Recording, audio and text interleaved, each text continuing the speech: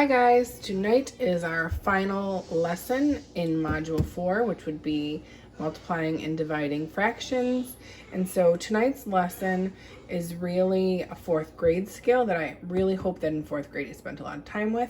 But if not, we're going to be talking about it this evening, and we will make sure that it's a skill that you understand so that you can move on.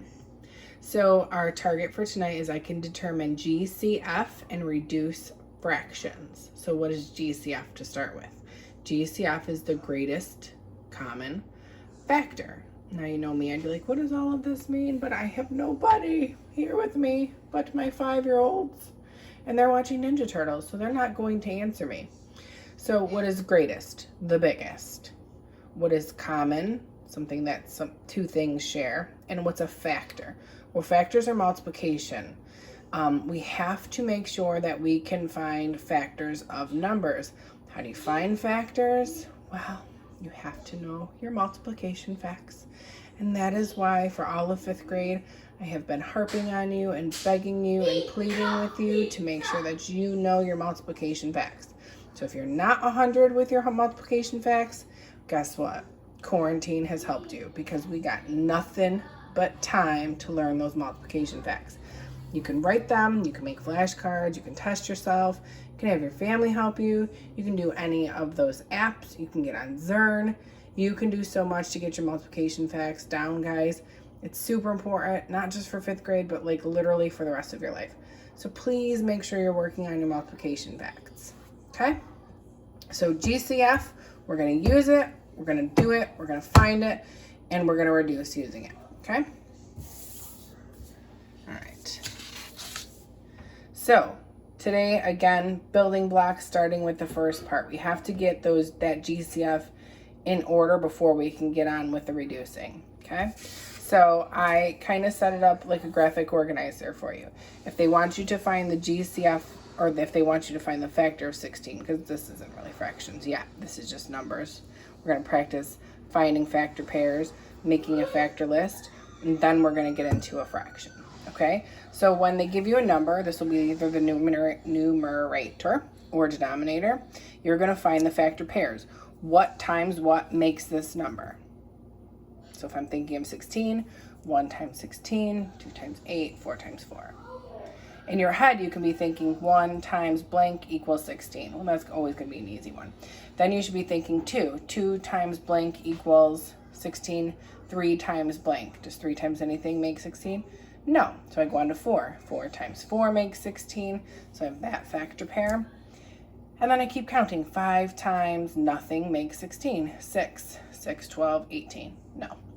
7, 7, 14, 21. No. And I've already gotten to 8, and I know 8's partner is 2, so that means that I'm done.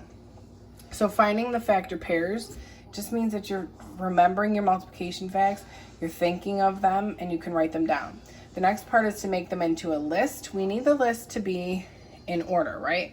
When it's like just a regular number, it's not too bad, but when you're going to be looking for common factor, greatest common factor for a fraction, this list is going to be super important because it'll help you keep things in order. So I just did a couple more for you, 20 and 24. I made the factor pairs, and then I took all the numbers in the factor pairs and wrote them in a list. And you can check that by I remember when I was in elementary school, my teacher would make a rainbow. So she would go like this: 1 times 20, 2 times 10, 4 times 5, to make sure that they meet. I figured on this lesson, I was not going to try to write and tape myself because it's getting bad. I need me like a YouTuber person to help me out here.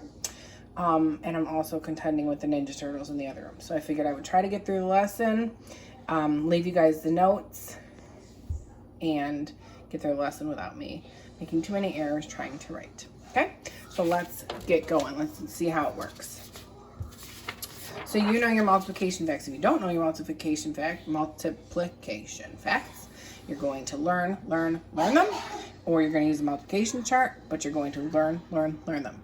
So what we're going to do is we're going to take these, finding the GCF, to get on with our fractions. So now that we can find factors, we need to be able to reduce.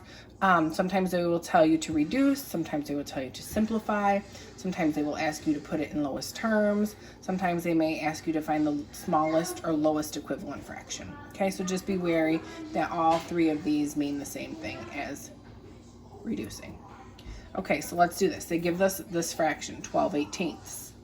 I'm going to start by making my factor pairs. How do I make 12? How do I make 18? Here's the ways. 1 times 12, 2 times 6, 3 times 4. And I'm going to make a list. 1, 2, 3, 4, 6, and 12. There's not a 5 in there. There's not a 7 in there. It's because I'm just using the numbers that actually make the numerator or the denominator. I'm going to do the same thing for 18. What makes 18? 1 times 18, 2 times 9, 3 times 6. And again, be thinking in your head. 1 times 18, 2 times 9, 3, 6, 9, 12, 15, 18, 6. 4, 8, 12, 16, 20. 4 is not a factor. 5, 10, 15, 20. 25 is not a factor. And then I'm at 6, and I have 6 as partner, so I'm good. So I'm going to take my factor pairs, put them in a nice list. That's why I was saying the list is important, because if I'm trying to find the greatest common factor, the biggest number that these have in common, if I see these multiplication signs everywhere, I might get confused. So it's easier for me to put them in order. And then I'm looking at my list, and what's the biggest number they have in common? The biggest number they have in common is the 6.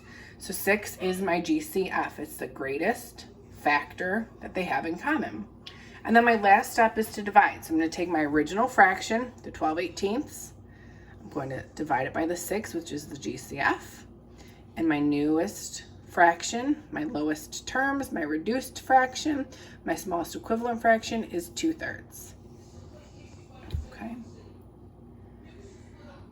Here are your steps, which we just did. You make your pairs. You make your list, keep it nice and orderly, find that GCF, and then divide. Just remember, the GCF cannot be two different numbers. It has to be the same number. Common is a Q there. Make sure it's the biggest factor that they have in common. You can't pick 2 and 3, you can't pick 6 and 9, you can't pick 5 and 4. It has to be the same number, okay?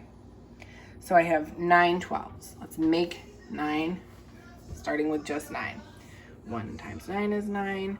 Is 2 a factor of 9? 2, 4, 6, 8, 10. No.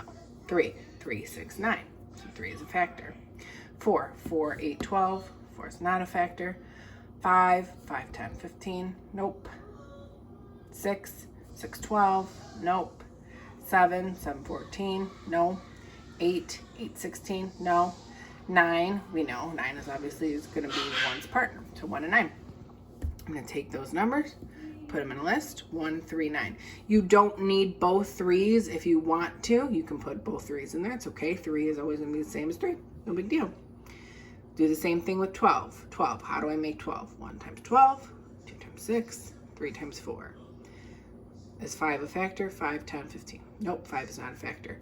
6 is already there. So we're good. So I'm taking those pairs. I'm going to put them in a nice list. 1, 3, 9 for 9. 1, 2, 3, 4, 6, and 12. The biggest number they have in common, 3. My next step is to do that division. 9 12ths divided by 3/3, same number, gives me 3/4. 3/4 is the simplest way to write 9 12ths. It's an equivalent fraction. And I have another example for you there, which I took pictures of and put in Class Dojo, so you'll be able to see them there too. Okay, so then here's your classwork. Please simplify 3/9, 4/6, 14 20ths, 15 35ths, 20 24ths, and 13 39ths. Okay, I miss you. Sorry for the Ninja Turtles in the background. I'm trying to do this in the kitchen while the children listen to the Ninja Turtles, and I just gave the dog a bath. So it's been quite an interesting evening for me. I hope you all are being very kind to your parents, very helpful. Please make sure you are helping with the dishes, helping with the brothers and sisters, staying in your house, in your neighborhood, you know, in your yard, wherever your parents are allowing you to go. Please wash your hands. Please read. Please read to anybody who will listen to you. Please listen to anybody who wants to read to you. Send us messages, dojo us. Comment and subscribe and like if any of those are things on my YouTube channel, because I certainly miss you guys. Just be kind. Remember that we love and miss you. We hope to see you very soon. Keep working hard. Be kind to your families. Love you guys. Bye.